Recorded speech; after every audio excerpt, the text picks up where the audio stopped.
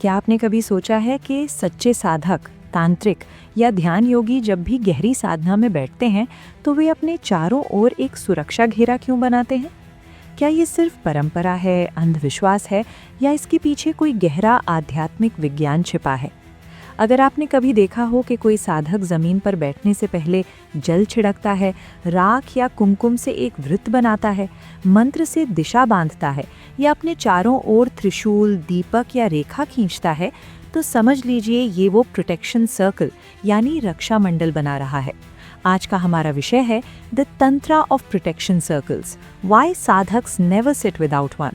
और इस वीडियो में हम जानेंगे कि ये सुरक्षा घेरा क्या होता है, क्यों बनाया जाता है, इसका मनोवैज्ञानिक, ऊर्जात्मक और तांत्रिक महत्व क्या है और ये हमारे रोजमर्रा के जीवन से कैसे जुड़ा हुआ है।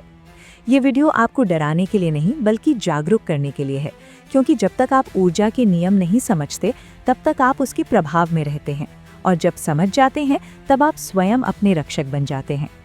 तंत्र में माना जाता है कि मनुष्य सिर्फ शरीर नहीं है, वो प्राण, मन, चित्त और सूक्ष्म ऊर्जा का संगम है। जब कोई साधक गहरी साधना में बैठता है, विशेषकर जप, ध्यान, तांत्रिक अनुष्ठान या शमशान साधना जैसी प्रक्रियाओं में, तब उसकी चेतना सामान्य से अधिक खुली अवस्था में होती है। यह अवस्था वैसी ही है जैसे आप घर का दरवाज़ा खोलकर खिड़कियां भी खोल दें। हवा भी आएगी, प्रकाश भी आएगा, लेकिन धूल, शोर और कीड़े भी आ सकते हैं। इसलिए साधक पहले अपने चारों ओर एक ऊर्जा सीमा बनाता है, ताकि जो ऊर्जा वो आमंत्रित कर रहा है वो नियंत्रित रहे और बाहरी अव्यवस्थित कंपन भीतर प्रवेश न करें। इस सुरक्षा मंडल को कई नामों से जाना जाता है। रक्षा चक्र, कवच, मंडल, दिशा बंधन। ये सिर्फ जमीन पर खींची गई रेखा नहीं है, ये एक मानसिक और ऊर्जात्मक घोषणा है कि इस सीमा के भीतर केवल शुद्ध और अनुकूल ऊर्जा ही प्रवेश करेगी। अब आप सोच रहे होंगे कि क्या सच में कोई अदृश्य ऊर्जा होती है जो बाधा बन सकती है? इसे समझने के लिए किसी रहस्यवाद की जरूरत नहीं। जब आप किसी ऐसे कमरे में जाते हैं जहां अभी-अभी झगड़ा हुआ हो, तो बिना कुछ जाने भी आपको भारीपन महसूस होता है। जब आप मंदिर या शांत स्थान पर जाते हैं तो मन स्वतः शांत हो जाता है। ये वातावरण की ऊर्जा है। साधक जब ध्यान में बैठता है तो वो अत्यंत संवेदनशील अवस्था में होता है। उसके विचार धीमे हो जाते हैं, उसकी आभा खुलने लगती है। ऐसे में यदि आसपास की नकारात्मक भावनाएं, भय या अव्यवस्थित मानसिक तरंगे प्रवेश करें तो साधना बाधित हो सकती है। इसलिए वो पहले अपने चारों ओर सुरक्षा का घेरा बनाता है, जैसे कोई वैज्ञानिक प्रयोगशाला में प्रयोग करते समय स्टेराइल जोन बनाता है। तांत्रिक परंपरा में ये सुरक्षा मंडल कई तरीकों से बनाया जाता है। कुछ लोग जल से चारों ओर छिड़काव कर मंत्र बोलते हैं, कुछ लोग भस्म, चावल, हल्दी या सिंदूर से वृत्त बनाते हैं, कुछ दिशा बंधन करके चारों दिशाओं को मानसिक रूप से सुरक्षित करते हैं, कुछ केवल ध्यान में एक चमकता हुआ प्रकाश वृत्त कल्पना करते हैं जो उन्हें चारों ओर से ढक लेता है। यहाँ महत्वपूर्ण है संकल्प यानी स्पष्ट इरादा। जब साधक पूर्ण विश्वास से घोषणा करता है कि ये मेरा साधना क्षेत्र है और यहाँ केवल दिव्य ऊर्जा का प्रवेश होगा, तो उसका मन और प्राण उसी अनुसार व्यवस्थित हो जाते हैं। अब एक कहानी के माध्यम से समझते हैं। एक युवक आरव आध्यात्मिक जिज्ञासा से भरा हुआ था। उसने इंटरनेट से कुछ तांत्रिक मंत्र सीख लिए और रात में अपने कमरे में ध्यान करने लगा। शुरू में उसे गहरी अनुभूति होने लगी, पर कुछ दिनों बाद उसे अजीब बेचैनी, अनिद्रा और डर का अनुभव होने लगा। उसने एक अनुभवी गुरु से संपर्क किया। गुरु ने पूछा, क्या तुम साधना से पहले दिशा बंधन या सुरक्षा मंडल बनाते हो? आरव ने कहा, नहीं, मुझे लगा ये सब पुराने समय की बातें हैं। गुरु मुस्कुराए और बोले, जब तुम अपनी चेतना खोलते हो तो तुम सिर्फ प्रकाश नहीं, सब कुछ आमंत्रित करते हो। पहले अपने लिए सीमा बनाओ। उन्होंने सरल विधि सिखाई। दीपक जलाओ, जल से चारों ओर छिड़को और मन में प्रकाश का वृत्त बनाओ। कुछ ही दिनों में आरव की बेचैनी कम हो गई और साधना संतुलित हो गई। ये कहानी ये नहीं कहती कि कोई भूत था, ये बताती है कि जब मन बिना सीमा के खुलता है तो अव्यवस्था बढ़ सकती है। रक्षा मंडल का एक गहरा मनोवैज्ञानिक पहलू भी है। जब आप अपने चारों ओर एक वृत्त बनाते हैं तो आपका अवचेतन मन समझता है कि अब मैं सुरक्षित हूँ।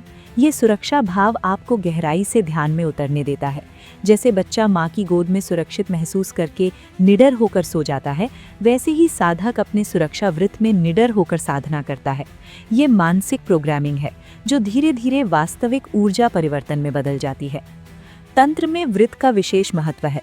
वृत्त अनंत का प्रतीक है। शुरुआत और अंत का अभाव। जब साधक वृत्त बनाता है तो वो अपने चारों ओर एक अनंत सीमा खींचता है, जिसमें बाहर और भीतर का अंतर स्पष्ट हो जाता है। ये उसे केंद्र में स्थापित करता है। केंद्रित चेतना ही शक्तिशाली चेतना है। बिना केंद्र के मन इधर उधर भटकता है। इसलिए संरक्षण चक्र सिर्फ सुरक्षा नहीं, बल्कि केंद्रित होने का उपकरण है। बहुत से साधक शमशान या एकांत स्थानों में साधना करते हैं। वहाँ वातावरण पहले से ही गहन और संवेदनशील होता है। ऐसे स्थानों पर ऊर्जा का उतार चढ़ाव अधिक होता है, इसलिए सुरक्षा मंडल और भी आवश्यक हो जाता है। लेकिन इसका अर्थ ये नहीं कि घर में साधना करने वालों को इसकी आवश्यकता नहीं।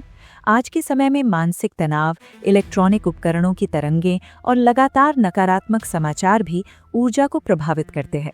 यदि आप घर में ध्यान करते हैं और पहले अपने चारों ओर प्रकाश वृत्त की कल्पना करते हैं, तो आप अपने मन को स्पष्ट संकेत देते हैं कि अब ये समय पवित्र है। रक्षा मंडल का एक आध्यात्मिक अर्थ और भी है। ये सीमाएं बनाना सिखाता है। जीवन में भी यदि आप हर किसी की ऊर्जा, समस्या और भावनाओं को बिना सीमा के स्वीकार करते रहेंगे, तो आप थक जाएंगे। जैसे साधक साधना से पहले सीमा बनाता है, वैसे ही हमें भी अपने जीवन में मानसिक और भावनात्मक सीमाएं बनानी चाहिए। कौन हमारे जीवन में प्रवेश करेगा, कौन नहीं, कौन सी बात हमें प्रभावित करेगी, कौन सी नहीं, ये स्पष्टता ही आंतरिक सुरक्षा है। अब इस विषय का गहरा निष्कर्ष समझिए। सुरक्षा चक्र सिर्फ बाहरी ऊर्जा से बचने का उपाय नहीं, बल्कि ये आत्मसम्मान का प्रतीक है। जब आप कहते हैं कि ये मेरा पवित्र स्थान है, तो आप अपने अस्तित्व को महत्व दे रहे होते हैं। आप स्वीकार कर रहे होते हैं कि आपकी चेतना मूल्यवान है और उसे सुरक्षित रखना आवश्यक है। यही तंत्र का वास्तविक संदेश है। शक्ति बाहर नहीं, भीतर है, पर उसे संभालने के लिए अनुशासन चाहिए। निष्कर्ष के रूप में समझें कि साधक कभी भी बिना सुरक्षा मंडल के नहीं बैठते, क्योंकि वो जानते हैं कि ऊर्जा का संसार सूक्ष्म और संवेदनशील है। वो डर के कारण नहीं, बल्कि जागरूकता के कारण ऐसा करते हैं। यदि आप भी ध्यान करते हैं, तो अगली बार बैठने से पहले कुछ क्षण रुकिए, दीपक जलाइए या मन में प्रकाश का वृत्त बनाइए और स्पष्ट संकल्प कीजिए कि ये समय और स्थान सुरक्षित है। आप पाएंगे कि आपकी साधना अधिक गहरी, स्थिर और प्रभावशाली होगी। अगर आपको ये ज्ञान उपयोगी लगा, तो इस वीडियो को लाइक करें, कमेंट में लिखें मैं सुरक्षित हूँ और चैनल को सब्सक्राइब करें, क्योंकि अगली बार हम बात करेंगे तंत्र के उस रहस्य की जो आपकी ऊर्जा को कई गुना बढ़ा सकता है। याद रखिए, जागरूक साधक ही सच्चा रक्षक होता है।